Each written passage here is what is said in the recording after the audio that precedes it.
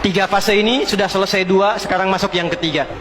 Maka yang ketiga ini, fa idza jaa wa'dul akhirati, maka jika datang janji Allah yang terakhir untuk mereka.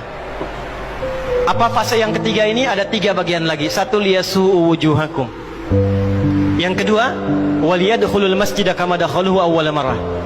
Yang ketiga, waliyutabbiru ma'alahu tatbira. Ya. Satu sekarang sedang diperlihatkan, liyasu'u wujuhakum. Persis sekarang orang-orang itu seperti di era Nabi yang membayangkan ini nggak bisa ditembus, bentengnya kokoh, intelijennya kuat, sadapannya di mana-mana. Tapi ternyata dunia yang melihat kokoh itu ditunjukkan oleh Allah hanya dengan bahasa mereka. La syirzimatun qalil. Ini bahasanya Firaun. Ini kan cuma ormas kecil, nggak sebanding. Ormas kecil yang nggak sebanding ini ternyata telah bisa mengintersep semua bagian-bagian itu.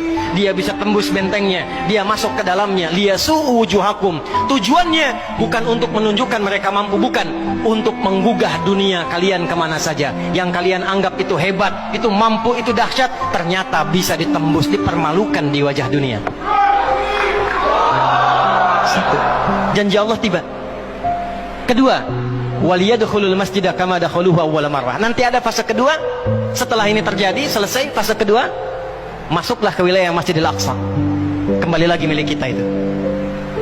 Dihitunglah fasenya 40 tahunan. 1987 fase pertama sekarang berjalan, ditambah 40 berapa? 2027. Itulah fase yang kedua, saat diharapkan paling puncaknya Masjidil Aqsa bisa kembali lagi. Nah,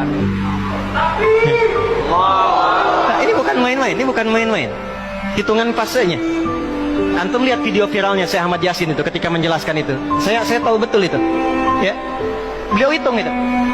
Ya, 2027 ke 2028 dan puncak akhirnya waliyutabbiru ma'alahu tatbira. Hancur semua, terjadi perang dahsyat. Hitungan saya sih tambah 20 tahun karena fasenya sampai 100 tahun. 40 tambah 40 tambah 20 100. Maka 2037. Silahkan cek orang-orang yang ada menghitung di pertahanan sekarang.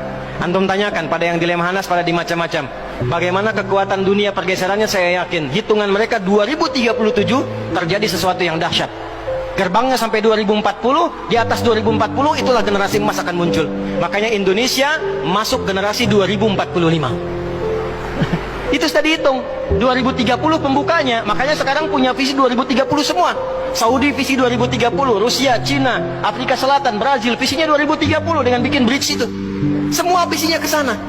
Dan yang paling dahsyat, hitungan itu secara spesifik isyaratnya sudah ada dalam Al-Quran. Dan ini bukan ilmu otak-atik, bukan viral TikTok.